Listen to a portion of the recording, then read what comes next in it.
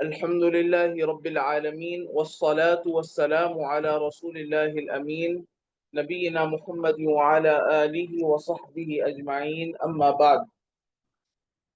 آج ہم نے سورۃ الاعلیٰ سے سبق کا آغاز کرنا ہے. سورۃ الاعلیٰ مکی سورت ہے. اس میں 1 رکوع ہے اور 19 آیات ہیں. اللہ سبحانہ و تعالیٰ نے اس سورت میں ارشاد فرمایا ہے: سبح اسم ربک الاعلی الذی خلق فسوى. بسم اللہ الرحمن الرحیم. سبح اسم ربک الاعلی الذی خلق فسوى والذی قدر فہدى.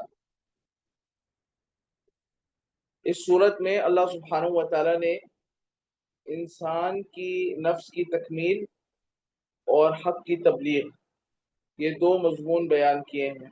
ویسے تو تفصیلی مضامین بہت سارے ہیں، متعدد ہیں، لیکن اگر خلاصہ کریں تو تکمیل نفس اور تبلیغ حق. تکمیل نفس کو کامل بنانا، اور تبلیغ حق جو ہے وہ لوگوں تک پہنچانا، یہ 2 مضامین ہیں. اللہ سبحانہ و تعالیٰ نے فرمایا: بسم اللہ الرحمن الرحیم. سبح اسم ربک الاعلی، آپ تسبیح بیان کیجئے اپنے رب کی، الاعلی جو کہ سب سے بلند ہے. اللہ سبحانہ و تعالیٰ اپنی ذات کے اعتبار سے بھی بلند ہے، عرش پر مستوی ہے جیسے اس کی شان کے لائق ہے. اور اللہ سبحانہ و تعالیٰ اپنی مخلوق پر غلبے اور قدرت کے لحاظ سے بھی بلند ہے. یعنی اللہ سبحانہ و تعالیٰ اپنی مخلوق پر غالب ہے. وَهُوَ قَاهِرٌ فَوْقَ عِبَادِهِ، وہ اپنے بندوں پر غالب ہے. اور اللہ سبحانہ و تعالیٰ اپنے بندوں پر شان اور مرتبے کے لحاظ سے بھی بہت بلند ہے. اللہ سبحانہ و تعالیٰ عالی المنزلت، عالی المقام ہے. علو مقام اور علو شان اس کو حاصل ہے. تو تینوں طرح کا علو اللہ سبحانہ و تعالیٰ کے اندر، بلندی اللہ تعالیٰ کے اندر پائی جاتی ہے. ایک علو ذات ہے، اس کی ذات سب سے بلند ہے، اس کائنات سے وہ خارج ہے اور اس کائنات کے اوپر ہے اور عرش پر مستوی ہے. کما یلیق بجلالہ و شأنہ، جیسے اس کی جلال اور اس کے شان کے لائق ہے. اور نمبر 2، علو قدر. اللہ سبحانہ و تعالیٰ مکان اور منزلت کے اعتبار سے بہت بڑا ہے، سب سے بلند ہے. اور علو قہر، اللہ سبحانہ و تعالیٰ کو اپنے بندوں پر بھی غلبہ اور فوقیت اور بندوں کے اوپر پورا تسلط حاصل ہے. سبح اسم ربک الاعلی، پس آپ تسبیح بیان کیجئے، اس کو عیوب سے منزہ قرار دیجئے، اس کی توحید کا ڈنکا بجائیے اپنے رب کا، الاعلی جو کہ سب سے بلند ہے. الذی خلق فسوى، جس نے پیدا کیا، فسوى پس ٹھیک کر دیا. ایک تخلیق ہے، ایک تسویہ ہے. اللہ سبحانہ و تعالیٰ نے عموم کائنات کو تخلیق بھی کیا ہے اور پھر اس کا تسویہ بھی کیا ہے. تسویہ سے مراد یہ ہے کہ ہر چیز کو اس کے درست مقام پر رکھ دیا ہے، ہر چیز کو اس کے درست مقام پر رکھ دیا ہے. اور یہ پوری کائنات میں آپ غور و فکر کر لیں، تفصیل کا بھی وقت نہیں ہے، پوری کائنات میں آپ غور و فکر کر لیں، ہر چیز کو اللہ سبحانہ و تعالیٰ نے اس کے مناسب مقام پر رکھا ہوا ہے. اگر آپ اس کو وہاں سے ہٹائیں گے تو اس کائنات کے نظام میں خلل واقع ہوتا ہے اور انسان پھر اس کا خمیازہ بھگتتا ہے. اور موجودہ کئی ہماری ترقیاتی چیزیں ایسی ہیں کہ جن کے نتیجے میں بہت سارے آسمانی نظام میں خلل واقع ہوا ہے، اور وہ انسان کا جو ہے وہ تصرف ہے، اور جو ایسا نہیں ہے جو درست ہے. اللہ سبحانہ و تعالیٰ نے اس کائنات کے نظام کو بالکل برابر اور درست کر کے رکھا ہے. الذی خلق فسوى والذی قدر فہدى.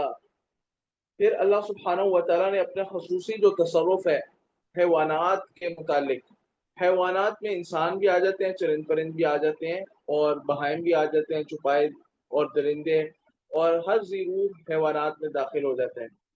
تو اس کے متعلق اللہ تعالیٰ فرما رہا ہے کہ والذی قدر فہدى، اور وہ ذات جس نے اندازہ کیا پھر ہدایت دی. یعنی اللہ سبحانہ و تعالیٰ نے ان کو ایک اندازے کے مطابق پیدا کیا ہے.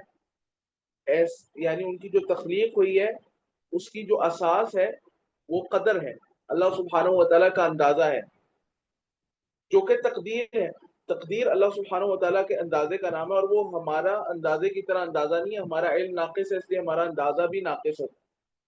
اللہ سبحانہ و تعالیٰ کا علم کامل ہے تو اس کا اندازہ کامل ہے، جیسے اس نے کسی چیز کا اندازہ لگایا، اس کو اس نے لکھوا لیا، اور وہ چیز بعینی اسی طرح روح پذیر ہوتی ہے اور اس کی مشیت سے ہوتی ہے۔ تو اللہ سبحانہ و تعالیٰ نے پہلے اندازہ لگایا، پھر اسی کے مطابق اس نے تخلیق کی، فہدا، پس پھر اس نے انسان کو اور جتنے بھی حیوانات ہیں ان کو ہدایت دی۔ اب دیکھ لیں، انسان کو ہدایت دی، انسان کو پتہ ہے کہ اس نے کیا کھانا ہے، کیا پینا ہے، کیسے زندگی گزارنی ہے، اس نے دھوپ میں نہیں جانا، اس نے اپنے آپ کو بچانا ہے، کیسے اپنی حفاظت کرنی ہے، کن کن امور سے وہ ہلاک ہو جائے گا۔ یہ ساری باتیں اللہ تعالیٰ نے انسان کو سجھا دی۔ اور اسی طریقے سے جانوروں میں آپ دیکھیں، اگر بلی کا بچہ ہے، اس کے سامنے آپ دودھ رکھیں، چوہا رکھیں، وہ چوہے کی طرف جائے گی، وہ دودھ کی طرف نہیں جائے گی۔ ایک شیر ہے، اس کے سامنے آپ گوشت رکھیں یا اس کے سامنے آپ گھاس رکھ دیں، وہ گھاس کو نہیں کھائے گا، وہ گوشت کو کھائے گا۔ کیوں؟ کیونکہ اللہ سبحانہ و تعالیٰ نے اس کو یہی ہدایت دی ہے، اس کی فطرت ایسے ہی بنائی ہے۔ تو اسی طرح اللہ سبحانہ و تعالیٰ نے ہر مخلوق کے اندر ایک پورا سسٹم جو ہے وہ فیڈ کر دیا ہے، وہ اسی کے مطابق عمل کرتی ہے۔ فہدا والذی اخرج المرعى، اب اللہ سبحانہ و تعالیٰ کا خاص ایک اور تصرف بیان ہے، اس تصرف کا بیان ہے جو متعلق ہے نباتات کے۔ والذی، اور وہ ذات، اخرجہ، اس نے نکالا، یعنی اخرجہ من الارض، زمین سے نکالا، المرعى، چارہ، چارہ نہیں سمجھتے تو گھاس سمجھ لیں، گھاس، فجعلہ، پس پھر اس نے اس کو کر دیا غثاء، خشک، چورا، احوا، سیاہ، سیاہ۔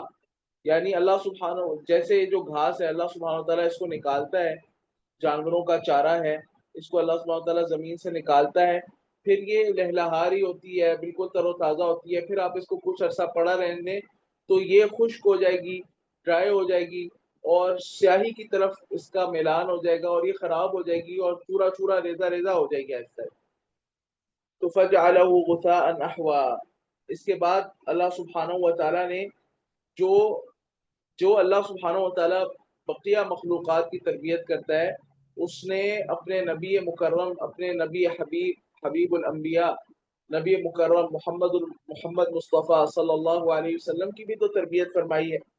تو اس کے بارے میں بیان فرمایا کہ سنقرئک، اے نبی کریم صلی اللہ علیہ وسلم، ہم عنقریب آپ کو پڑھائیں گے، یعنی سنقرئک القرآن، ہم عنقریب آپ کو قرآن پڑھائیں گے، فلا تنسا، تو پھر نہیں آپ اسے بھولیں گے، الا ما شاء اللہ، سوائے اس کے جو چاہے اللہ۔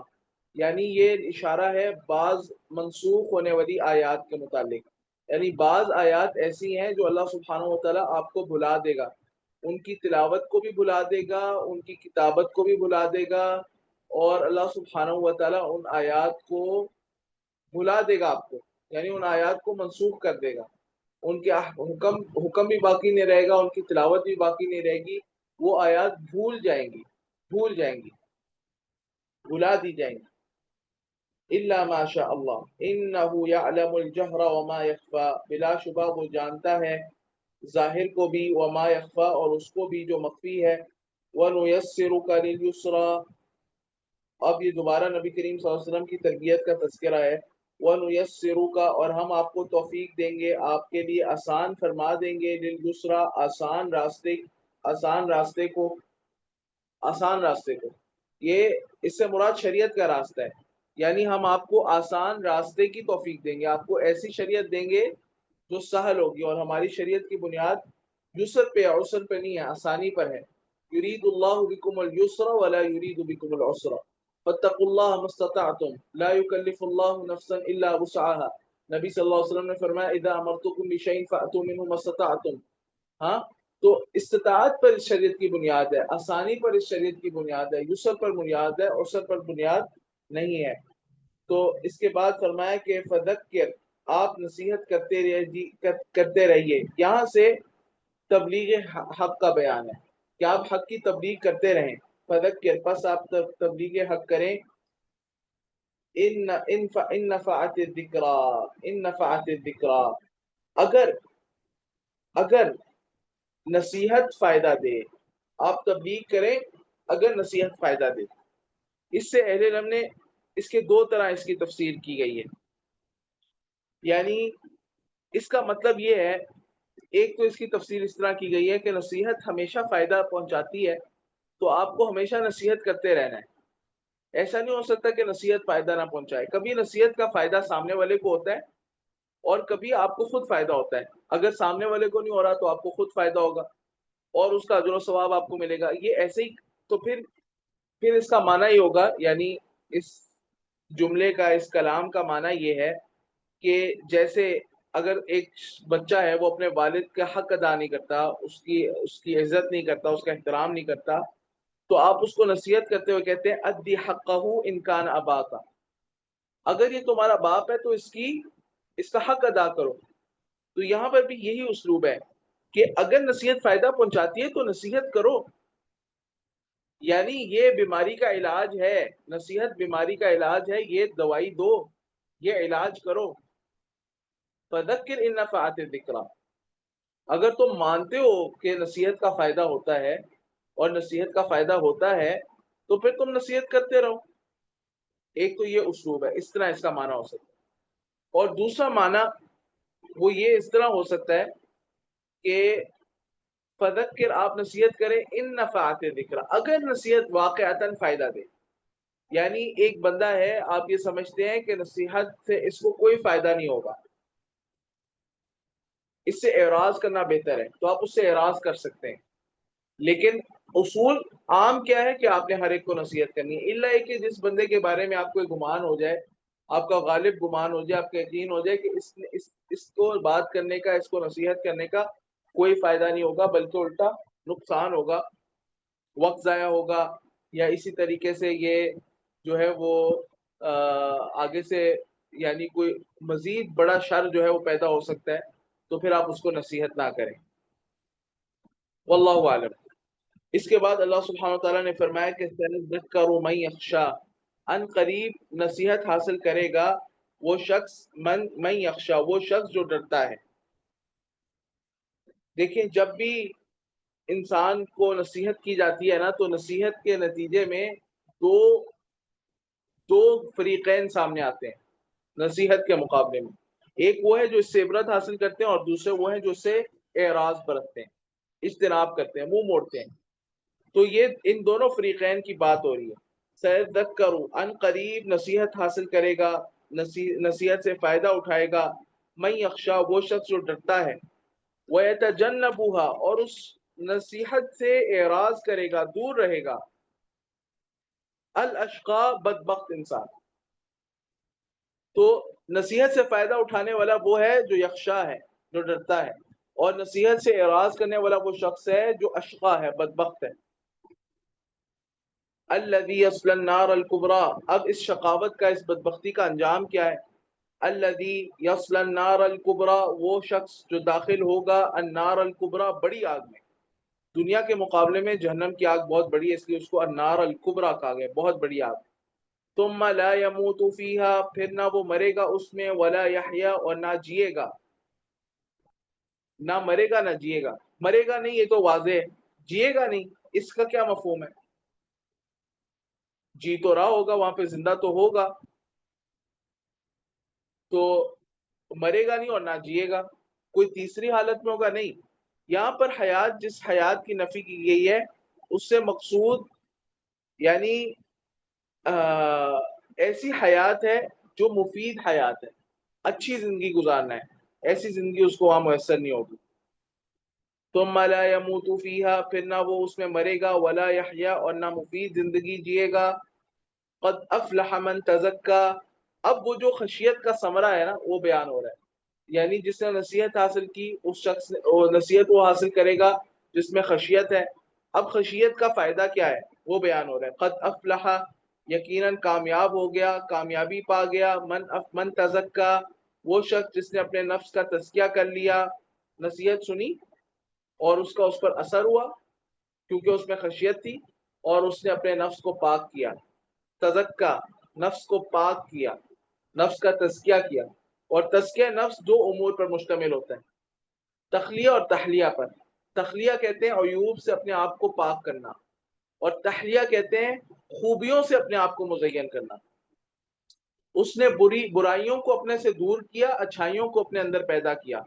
بری صفات کو اور قابل مذمت صفات کو اپنے سے دور کر دیا، نکال دیا، اور اچھی صفات کو، جن کو اللہ اور اس کے رسول جن صفات کو پسند کرتے ہیں، ان صفات کو اس نے اپنے اندر پیدا کیا. یہ ہے تزکیۃ النفس. اس نے اپنے آپ کا تزکیہ کیا. وہ جس نے اپنے آپ کا تزکیہ کیا وہ کامیاب ہو گیا. وَذَكَرَ اسْمَ رَبِّهِ، اور اس نے ذکر کیا اپنے رب کا نام کا. فصلى، اور نماز پڑھی، پس نماز پڑھی. سبحان اللہ، یہ تزکیہ نفس کے اصول بیان ہو رہے ہیں. ذکر اللہ عز و جل اور الصلاۃ، نماز اور اللہ تعالیٰ کا ذکر. پھر تزکیہ نفس کا بہت بڑا اصول کیا ہے؟ الزہد عن الدنیا، التزہید عن الدنیا، دنیا سے زہد اختیار کرنا. اور الترغیب الی الآخرہ، آخرت کی طرف رغبت رکھنا. یہ بات بیان ہو رہی ہے. بل تؤثرون، بلکہ تم ترجیح دیتے ہو الحیات الدنیا، دنیا کی زندگی کو.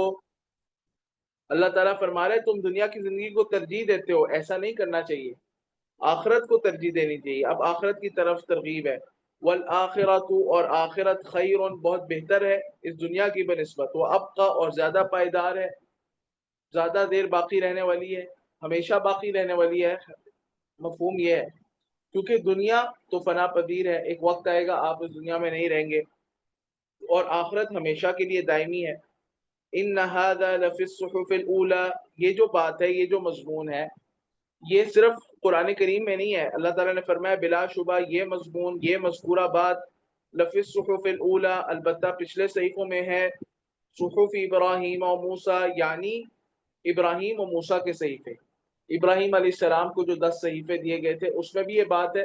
اور موسیٰ علیہ السلام کے صحیفے، یا تو اس سے مراد تورات ہے، تورات صحیفوں میں تھی، یا تو اس سے مراد تورات ہے، یا پھر اس سے مراد تورات سے پہلے جو موسیٰ علیہ السلام کو وحی کی گئی وہ ہے. تورات سے پہلے جو موسیٰ علیہ السلام کو وحی کی گئی وہ ہے. تورات تو بعد میں ملی نا، تورات سے پہلے بھی تو موسیٰ علیہ السلام بنی اسرائیل کی رہنمائی کرتے تھے، تو وہ جو وحی تھی وہ صحیفوں میں مکتوب تھی، وہ ہے. تو اس میں بات مذکور ہے، ابراہیم و موسیٰ علیہ السلام کے صحیفوں میں یہ بات. سبحان اللہ، یہ ہر وحی کے اندر یہ بات موجود ہے کہ دنیا سے بے رغبتی اختیار کرو اور آخرت کی طرف رغبت اختیار کرو. اس کے بعد اللہ سبحانہ و تعالی فرماتا ہے آگے، سورۃ الغاشیہ ہے، مکی سورت ہے، 1 رکوع ہے اور 26 آیات ہیں. اللہ سبحانہ و تعالی ارشاد فرماتا ہے هل اتاک حدیث الغاشیہ، کیا آپ کے پاس آئی ہے، کیا آپ کے پاس آ گئی ہے، آ چکی ہے، حدیث الغاشیہ، چھا جانے والی کی بات. حدیث بات، الغاشیہ چھا جانے والی. قیامت کو غاشیہ کہا جاتا ہے کیونکہ اس کی جو دہشت ہوگی اور اس کی جو وحشت ہوگی وہ ہر ایک پر چھا جائے گی. هل اتاک حدیث الغاشیہ، کیا آپ کے پاس آ چکی ہے چھا جانے والی کی بات. یہ قیامت کی ایک ہولناکی کو بیان کیا جا رہا ہے. اس کے بعد فرمایا کہ وجوہ یومئذ خاشعہ، اب مجرمین کا انجام بیان ہو رہا ہے. قیامت میں مجرمین کا کیا انجام ہوگا. وجوہ، کئی چہرے ہوں گے، یومئذ، اس دن، خاشعہ، دلیل ہوئے، کئی چہرے اس دن ذلیل ہوں گے. اب یہ یہاں سے نا ان چہروں کے اوصاف کو اللہ تعالیٰ بیان کر رہا ہے جو مجرمین کے ہیں، اور چہرے سے مراد ان کی ذات ہے، ان کا پورا وجود ہے. تو مجرمین جو ہیں ان پر ذلت چھائی ہوئی ہوگی، پہلی صفت. عاملۃ، عمل کرنے والے، ناصبۃ، تھک جانے والے. اس کا دو مفہوم بیان کیے جاتے ہیں. ایک تو عاملۃ کا معنی ہے کہ وہاں پر وہ مصیبتوں کو جھیل رہے ہوں گے، عمل کرنے والے ہوں گے یعنی وہاں پر مصیبتوں کو جھیل رہے ہوں گے. ناصبۃ، تیسری حالت یہ ہے کہ تھک جانے والے ہوں گے، مصیبتیں جھیل جھیل کر تھک گئے ہوں گے. اور دوسرا مفہوم یہ ہے کہ دنیا کے اندر عاملۃ ناصبہ، عمل کرنے والے تھے، دنیا کے اندر عمل کرنے والے تھے، عمل کرتے کرتے کرتے کرتے تھک گئے تھے، اعمال نے ان کو تھکا دیا تھا، لیکن وہ اعمال اللہ کے ہاں قابل قبول نہیں تھے. تو تسلا نارا حامیہ، وہ داخل ہوں گے ایسی آگ میں جو گرم ہوگی، تپش والی آگ ہوگی، بھڑکتی آگ میں داخل ہونے والے ہوں گے.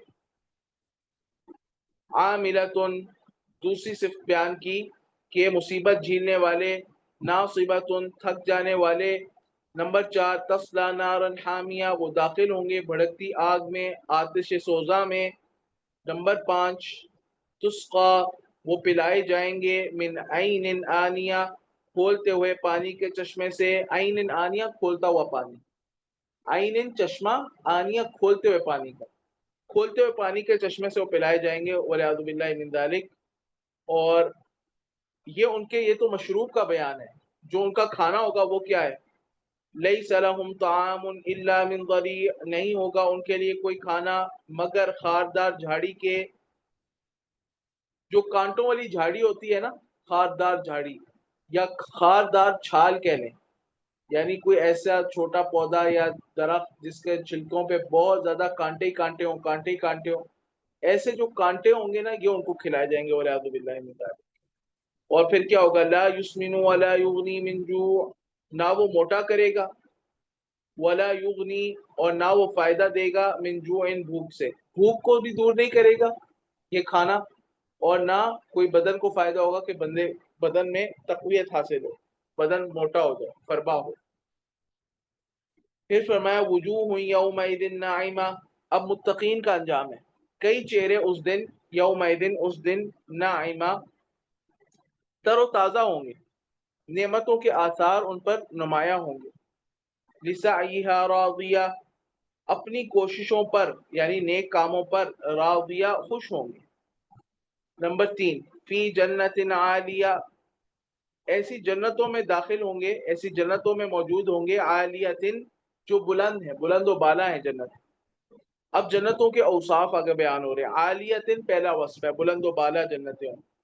لا تسمع فیہا لاغیہ، نہیں وہ سنیں گے، فیہا اس میں، ان جنتوں میں، ان باغات میں، لاغیہ کوئی لغو بات، شور و غل۔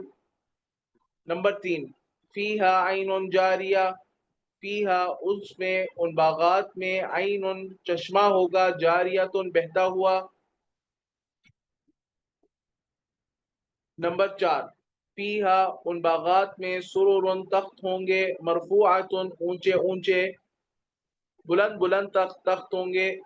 نمبر 5، وہ اکواب موضوعہ، اور اکواب ہوں گے، اکواب آپ کب ترجمہ کر لیں، آپ خورے ترجمہ کر لیں، پیالے ترجمہ کر لیں، آپ ترجمہ کر لیں، ساغر ترجمہ کر لیں، کچھ بھی ترجمہ کر سکتے ہیں، مقصود پیالے ہیں، کپس ہیں، اور کپس ہوں گے، پیالے ہوں گے، موضوعات رکھے ہوئے۔ نمبر 6، وَنَمَارِقُ مَصْفُوفَةٌ، وَنَمَارِقُ اور گاؤ تکیے ہوں گے، ٹیک لگانے والے تکیے، مصفوفتن صف بستہ، صف میں بچھے ہوئے، صف در صف تکیے لگے ہوئے ہوں گے۔ وَزَرَابِيُّ مَبْثُوثَةٌ، نمبر 7، زرابی نفیس قالین، قالین بچھے ہوں گے، مبثوثۃ بچھے ہوئے ہوں گے، پھیلے ہوئے ہوں گے، قالین بچھے ہوئے ہوں گے۔ اس کے بعد اللہ سبحانہ و تعالی زمین و آسمان کے نظام پر غور کرنے کی دعوت دے رہے اپنی مخلوقات پر۔ فرمایا افلا ينظرون الى الابل كيف خلقت، تو پھر کیا وہ نہیں دیکھتے، الى الابل اونٹوں کی طرف، كيف خلقت اللہ سبحانہ و تعالیٰ نے اسے کیسے پیدا کیا ہے۔ یہ اللہ سبحانہ و تعالیٰ نے عرب کو دعوت دی ہے، جو اونٹ کو اپنے سفروں کے لیے استعمال کرتے تھے، کہ اللہ سبحانہ و تعالیٰ نے اس کو کیسا عجیب جانور بنایا ہے، کیسی اس کے اندر صفات پائی جاتی ہیں، تعجب خیز صفات، اپنے اندر پانی کو سٹور کر لیتا ہے، اس کی ناک، اس کے کان، اس کی آنکھیں، جو ریگستان میں جو ہے سفر کر سکتا ہے، اور عجیب ایک جانور ہے۔ تو یہ جو جانور ہے اس کے اندر کیا غور نہیں کرتے؟ وَإِلَى السَّمَاءِ كَيْفَ رُفِعَتْ، اور وہ غور نہیں کرتے آسمان کی طرف، كَيْفَ رُفِعَتْ کیسے اللہ تعالیٰ نے اس کو بلند کیا۔ وَإِلَى الْجِبَالِ كَيْفَ نُصِبَتْ، اور پہاڑوں کی طرف، كَيْفَ نُصِبَتْ کیسے اللہ تعالیٰ نے اس کو گاڑ دیا، انہیں گاڑ دیا۔ وَإِلَى الْأَرْضِ، اور زمین کی طرف، كَيْفَ سُطِحَتْ کیسے وہ بچھائی گئی، اللہ تعالیٰ نے اسے بچھا دیا۔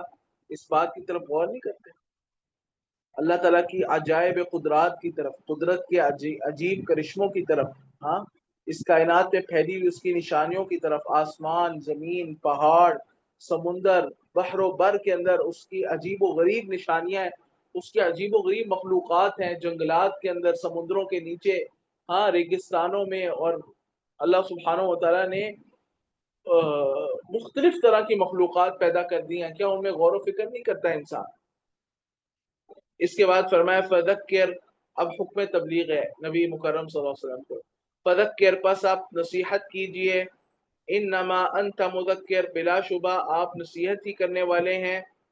لست علیہم بمسیطر، نہیں ہے آپ ان پر بمسیطر دروغہ، آپ ان پر دروغہ نہیں ہیں، آپ ان پر کوئی ذمہ دار نہیں ہیں. ان کو ہدایت پر لانے کی ذمہ داری آپ کی نہیں ہے، آپ کی ہدایت تبلیغ، آپ کی ذمہ داری تبلیغ کی ہے، آپ بس بات پہنچاتے رہیں.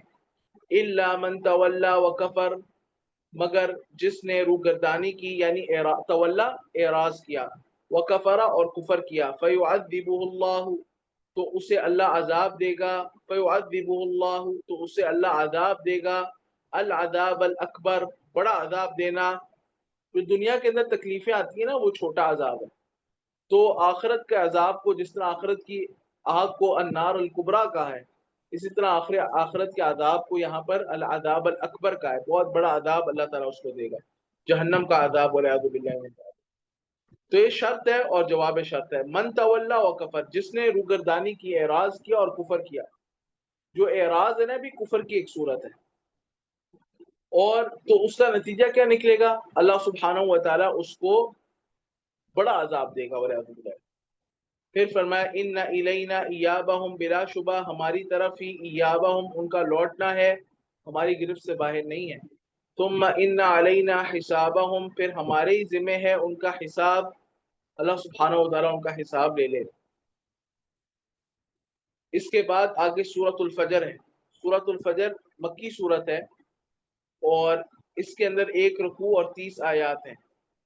اللہ سبحانہ و تعالیٰ نے اس سورت میں مرض بھی بیان کیا ہے اور اس مرض کے جو اسباب ہیں اسے بھی بیان کیا اور اس کا علاج بھی بیان کیا. فرمایا والفجری، اور قسم ہے فجر کی. اس سے مراد فجر کی نماز بھی لیا ہے مفسرین نے، فجر کی نماز کا وقت بھی لیا ہے. اور مزدلفہ کی فجر کا، مزدلفہ جو فجر یوم النحر ہے، یوم النحر کی جو فجر ہے جو مزدلفہ میں حاجی پڑھتے ہیں وہ فجر بھی مراد لی ہے.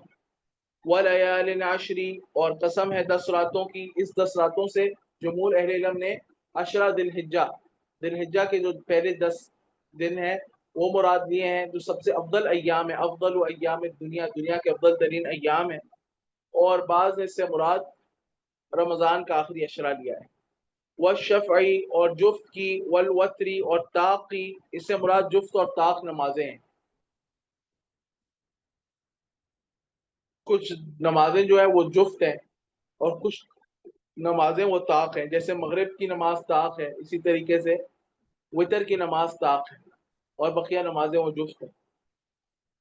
واللیل، اور رات کی، اذا یسری، جب وہ گزر جاتی ہے، جب رات کی جب وہ گزر جاتی ہے، یعنی یہ اصل میں یسری تھا، یسری، لیکن رسم الخط اور فواصل آیت کی رعایت کرتے ہوئے اس کو یسری لکھا گیا. آخر میں جو زیر ہے نا وہ دلالت کر رہا ہے کہ یا یہاں پر محذوف ہے. تو واللیل اذا یسری، اور رات کی قسم جب وہ گزر جاتی ہے، مراد تہجد کا وقت ہے. اب یہ فاضل اوقات ہیں، بڑی فضیلت والے اوقات ہیں، بڑی فضیلت والے زمانے ہیں. ایک فجر کا وقت ہے، آخری عشرہ ہے، نمازوں کے اوقات ہیں اور نمازیں ہیں، اور اسی طریقے سے رات تہجد کا وقت ہے.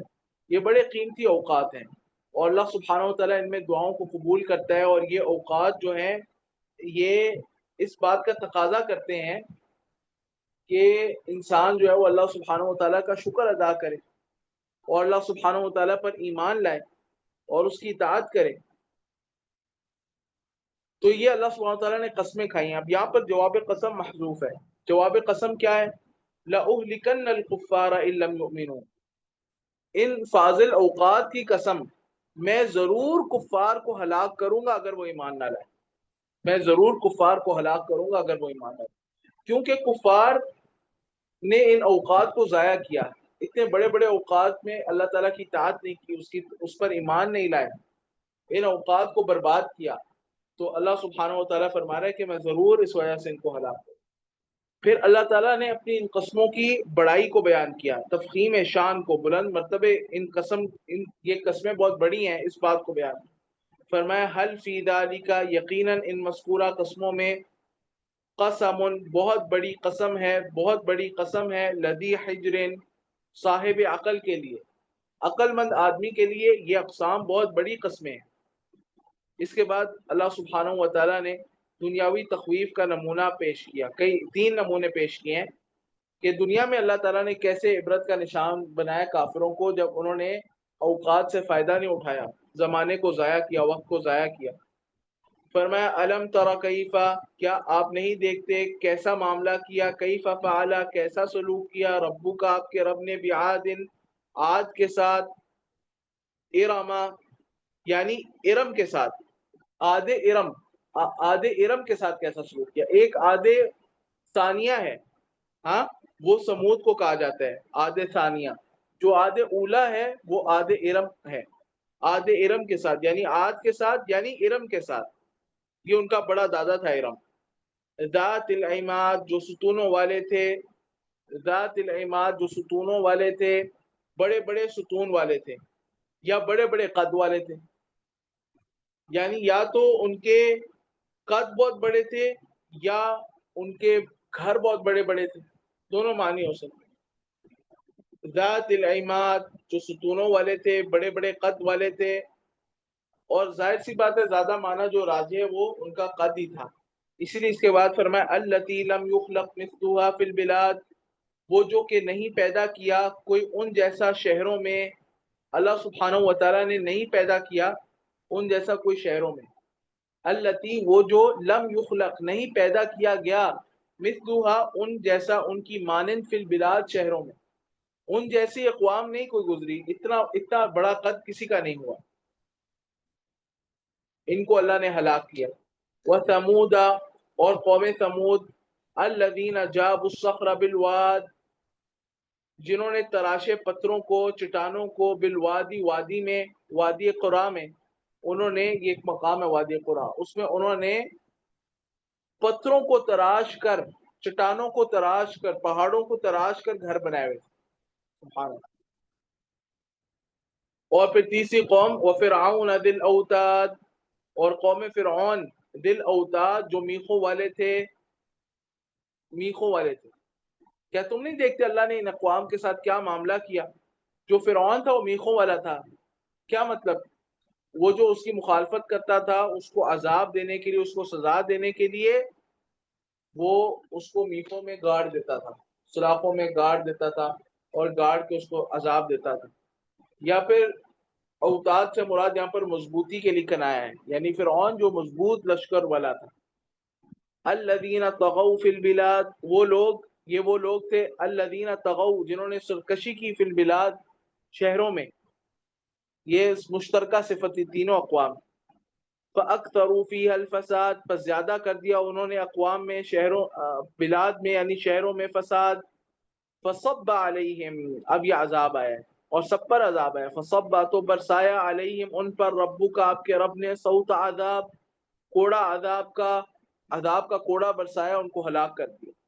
ان ربک لبالمرصاد، بلا شبہ آپ کا رب البتہ گھات یعنی طاق میں ہے، اللہ سبحانہ و تعالیٰ طاق میں ہے، جیسے شکاری شکار کرنے کے لیے طاق میں بیٹھا ہوتا ہے، ایسے اللہ سبحانہ و تعالیٰ طاق میں ہے مجرمین کے کہ کب انہیں عذاب دے، والعیاذ باللہ من ذلک۔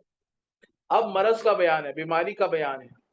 فرمایا فَأَمَّا الْإِنسَانُ، پس لیکن انسان، اذا مبتلاہ، جب آزماتا ہے اس کو، ربہ، اس کا رب، فاکرمہ، پھر وہ عزت دیتا ہے اس کو، ونعمہ، اور نعمت دیتا ہے اس کو، فیقول، تو وہ کہتا ہے فخر سے، ربی اکرمن، میرے رب نے مجھے عزت بخشی، فخر و غرور میں مبتلا ہو جاتا ہے۔ وَأَمَّا اذا مبتلاہ، اور ہچے رہا انسان، اذا مبتلاہ، چنانچہ جب ابتلا وہ آزماتا ہے اسے، فقدر علیہ رزقہ، تو وہ تنگ کرتا ہے اس پر اس کا رزق، اس کی روزی میں کچھ کمی لاتا ہے، فیقول، تو وہ شکایتاً کہتا ہے، اپنے رب کی شکایتیں کرتے ہوئے کہتا ہے، ربی اہانن، میرے رب نے مجھے ذلیل کر دیا، رسوا کر دیا۔ یہ انسان کا مرض ہے، مال ملتا ہے، دولت ملتی ہے تو اکڑتا ہے، اور اگر تنگی آتی ہے، کمی ہوتی ہے تو شکوے شکایتیں کرنے لگ جاتا ہے۔ اس مرض، یہ مرض کیا ہے بنیادی طور پر؟ یہ مرض ہے حب الدنیا، دنیا کی محبت۔ اب اللہ سبحانہ و تعالی اس، یہ تو مرض کا سبب تھا نا، یہ مرض کا بیان نہیں تھا، معذرت، یہ سبب مرض کا بیان ہے۔ دنیا کی محبت تو سبب ہے، اس کی وجہ سے نتیجتاً اس کے اندر کیا کیا بیماریاں وجود میں آئیں۔ دیکھیں نا، جب بندے کو بخار ہوتا ہے تو بخار بیماری نہیں ہے، بخار بیماری کی علامت ہے۔ نزلہ زکام بخاری بیماری نہیں ہے، نزلہ زکام بیماری کی علامت ہے، بیماری وہ انفیکشن ہے جو اندر ہوئی ہے۔ تو یہ انفیکشن کا بیان ہے، جو اصل جو پیچھے سبب ہے یہ اس کا بیان۔ اب بیماری کا بیان آ رہا ہے۔ بیماری یہ ہے، کلا ہرگز نہیں، دنیا سے محبت نہیں کرنی چاہیے اسے، بل لا تکرمون الیتیم، اب یہ بیماریاں ہیں، بلکہ نہیں تم اکرام کرتے، تم عزت کرتے الیتیم، یتیم کی، نمبر ایک۔ نمبر دو، ولا تحاضون علی طعام المسکین، اور نہیں تم دوسرے کو ترغیب دیتے علی طعام المسکین، مسکین کو کھانا کھلانے کی، نمبر تین۔ وتأکلون التراث اکلا لما، اور تم کھا جاتے ہو مردے کا مال، تراث مردے کا مال، مردے کے مال کو کہتے ہیں، اور تم کھا جاتے ہو مردے کا مال اکلا لما، خوب سمیٹ سمیٹ کر۔ نمبر چار، وتحبون المال، اور تم محبت کرتے ہو مال سے، حبا جما، بہت زیادہ محبت کرنا۔ سبحان اللہ، یہ چار بیماریاں ہیں۔ یتیم کا اکرام نہ کرنا، مسکین کو کھانے کی رغبت نہ دلانا، یعنی مسکین کو کھانے کی جو رغبت نہیں دلاتا ہے انتہائی سخت دل انسان ہے۔ اور نمبر تین، وراثت کا مال ہڑپنا۔ نمبر چار، مال سے محبت کرنا۔ اب ان بیماریوں کا علاج کیا ہے؟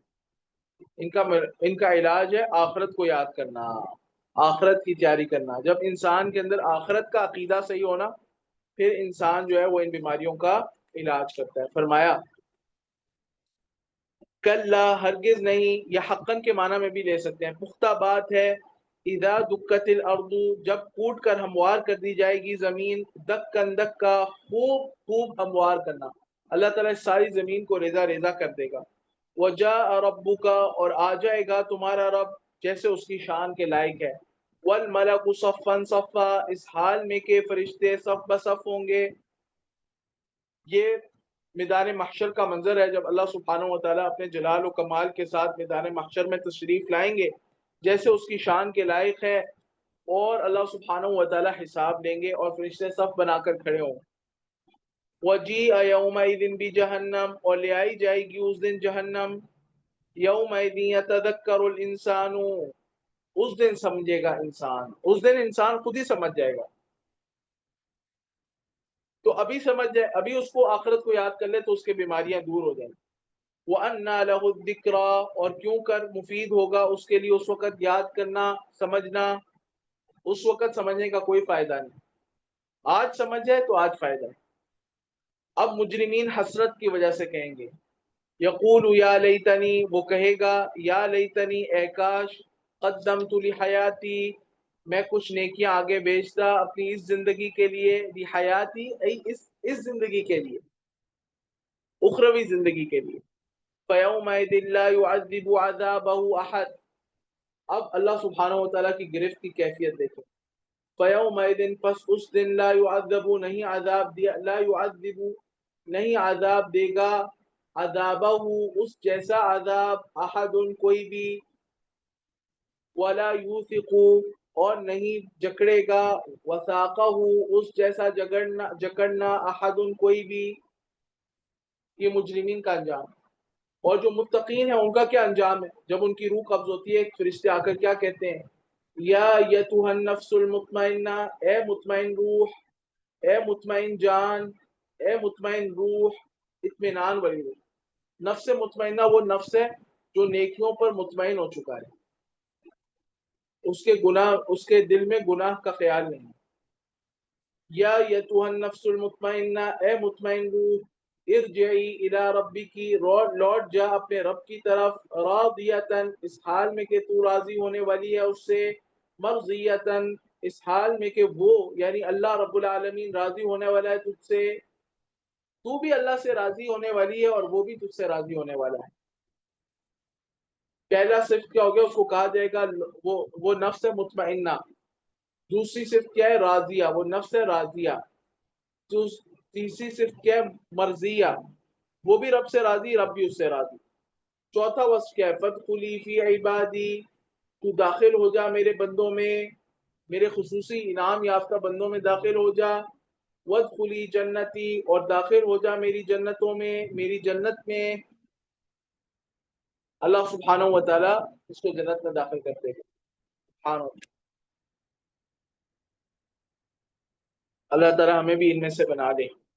اس کے بعد سورۃ البلد ہے۔ سورۃ البلد مکی سورت ہے، اور اس سورت کے اندر ایک رکوع ہے اور 20 آیات ہیں۔ اللہ سبحانہ و تعالیٰ فرماتا ہے، لا اقسم بہذا البلد، میں قسم کھاتا ہوں اس شہر کی۔ لا یہاں پر زائدہ للتاکید ہے، اور اقسم میں قسم کھاتا ہوں بہذا البلد، اس شہر کی، مراد مکہ شہر۔ وانت حل بہذا البلد، اور اے نبی صلی اللہ علیہ وسلم آپ موجود ہیں اس شہر میں، آپ موجود ہیں اس شہر میں، یعنی مکہ شہر میں آپ موجود ہیں۔ حل کے یہاں پر 3 معنی ہو سکتے ہیں۔ ایک تو وہی ترجمہ ہے جو میں نے کیا یہاں پر، یعنی انت حل بمعنی انت حال، آپ موجود ہیں اس شہر میں، آپ موجود ہیں، ٹھہرے ہوئے ہیں اس شہر میں۔ اور دوسرا معنی ہو سکتا ہے انت حل ای انت مستحل بہذا البلد، آپ کو حلال سمجھ لیا گیا ہے اس شہر میں۔ یہ مکہ شہر، یہ وہ مکہ شہر جس میں کعبۃ المشرفہ موجود ہے، اس میں آپ کو اذیتیں دی جا رہی ہیں، گویا کہ آپ کی عزت آبرو کو حلال سمجھ لیا گیا ہے، آپ کے جان کے دشمن بن بیٹھے ہیں۔ اور تیسرا معنی کیا ہو سکتا ہے، وَأَنْتَ حِلٌّ بِهَذَا الْبَلَدِ، یعنی وَأَنْتَ فِي حِلٍّ بِهَذَا الْبَلَدِ، آپ اس شہر میں ایک وقت آئے گا کہ شہر آپ کے لیے حلال ہو جائے گا، اس کی حرمت کے باوجود آپ یہاں پر بدلہ لے سکتے ہوں گے۔ تینوں معنی درست ہے، وَأَنْتَ حِلٌّ بِهَذَا الْبَلَدِ وَوَالِدٍ وَمَا وَلَدَ، اور قسم ہے والد کی، وما ولد، اور جسے اس نے جنا۔ والد سے مراد جننے والا، اور جننے والا ماں ہوتی، ماں جنتی ہے، تو والد سے مراد ماں ہے۔ اور وما ولد، اور جو اس نے جنا، اس سے مراد بچہ ہے۔ ماں اور بچہ، ماں جنتے وقت کئی تکلیفوں سے گزرتی ہے، حمل میں، وضع حمل میں، پھر اس کے بعد رضاعت کی مدت میں ماں تکلیف سے گزرتی ہے، اسی طرح بچہ تکلیف دہ مراحل سے گزرتا ہے، بچپن میں بیماریاں آتی ہیں وغیرہ وغیرہ۔ تو والد وما ولد، اور والد کی، اور وما ولد، اور جو اس نے جنا، یعنی والدہ، جننے والی عورت، ماں اور بچہ۔ اب جواب قسم ہے، لقد خلقنا الانسان، البتہ تحقیق ہم نے پیدا کیا ہے انسان کو، فی کبد، بڑی مشقت میں، یہ انسان کی جبلت ہے کہ انسان کو مشقت میں پیدا کیا گیا۔ ایحسب ان لن یقدر علیہ احد، جو ابو جہل تھا، ولید بن مغیرہ تھا، ابو الاشد تھا، یہ لوگ کہتے تھے کہ ہم نے اتنا اتنا مال نبی کے، اس کے محمد کی مخالفت میں خرچ کیا ہے، اپنا مال جو ہے نا اس کا تذکرہ کرتے تھے فخر و غرور کے ساتھ۔ تو اللہ تعالیٰ فرماتا ہے، ایحسب، کیا گمان کرتا ہے انسان، ایسا انسان، ناشکرا انسان، کہ ان یقدر علیہ احد، کہ اس پر کوئی بھی قادر نہیں ہے، کوئی بھی اس پر قادر نہیں ہو سکے گا۔ یقول، وہ کہتا ہے، اہلکت، میں نے ہلاک کیا، لٹا دیا، مال لبدا، کثیر مال۔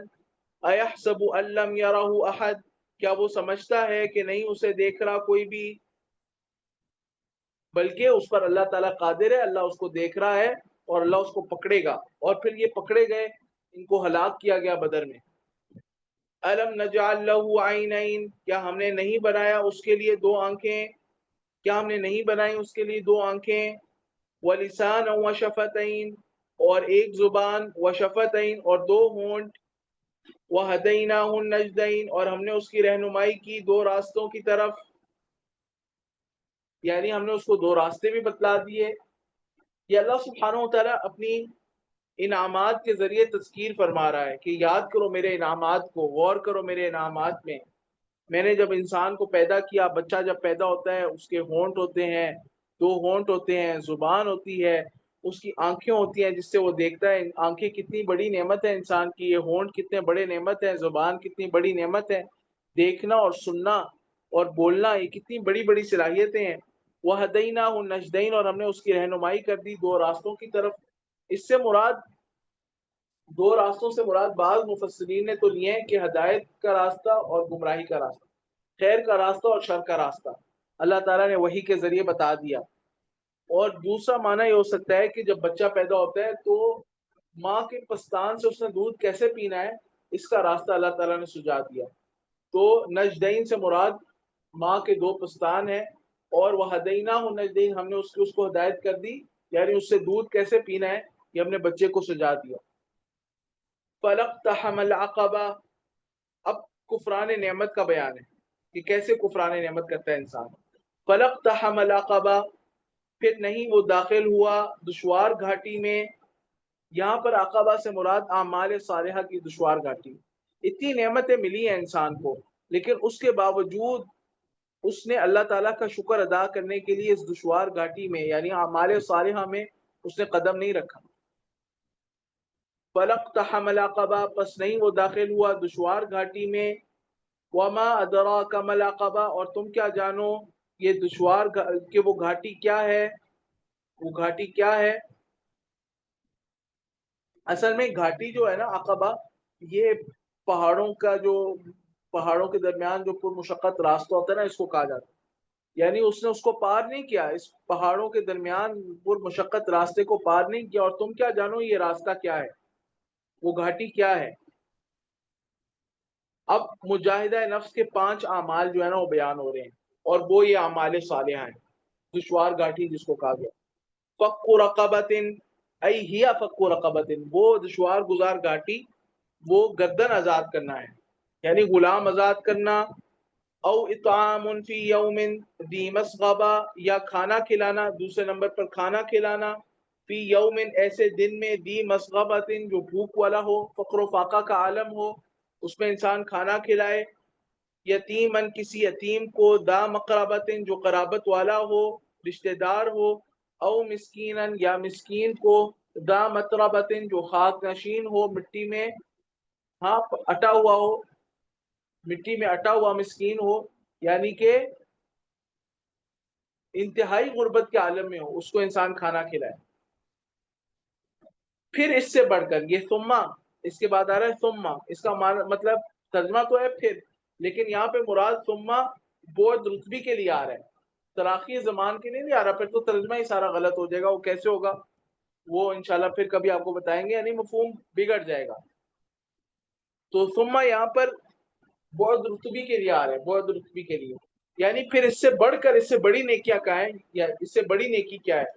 یعنی یہ جو فقر و فاقہ میں کھانا کھلانا ہے، یتیم کو، قریبی رشتہ دار کو، مسکین کو، اور اسی طریقے سے گردن آزاد کرنا ہے، اس سے بڑھ کر نیکی یہ ہے کہ ثم کانا، پھر وہ ہو، یعنی وہ ہو جائے، من الذین آمنوا ایمان والوں میں سے، وتواصوا بالصبر اور صبر کی وصیت کرنے والوں میں سے، وتواصوا بالمرحمہ اور رحم کی وصیت کرنے والوں میں۔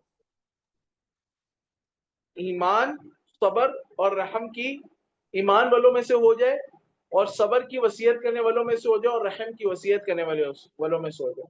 رحم اور صبر کو اللہ سبحانہ و تعالیٰ نے یہاں پر جمع کیا ہے، ان دونوں کی نا بڑی گہری مناسبت ہے، اور اس موضوع پر شیخ الاسلام ابن تیمیہ رحمہ اللہ کا کلیم ہے، جامع الرسائل میں پڑھ رہا تھا، شیخ الاسلام ابن تیمیہ رحمہ اللہ نے اس پر بڑی تفصیل سے لکھا ہے کہ اس میں کیا مناسبت ہے، بڑی وجوہات انہوں نے بیان کی ہیں کہ اللہ سبحانہ تعالیٰ نے کیسے جمع کی، بہرحال کسی اور موقع پہ وہ تفصیل سے بیان کی جائیں گے انشاءاللہ۔ پھر اللہ سبحانہ و تعالیٰ نے یہاں پر فرمایا اہل ایمان کا ثمرہ، اب ان لوگوں کو جن میں صفات ہیں، جنہوں نے اس دشوار گزار گھاٹی کو عبور کر لیا ہے، ان کو ثمرہ کیا ملے گا؟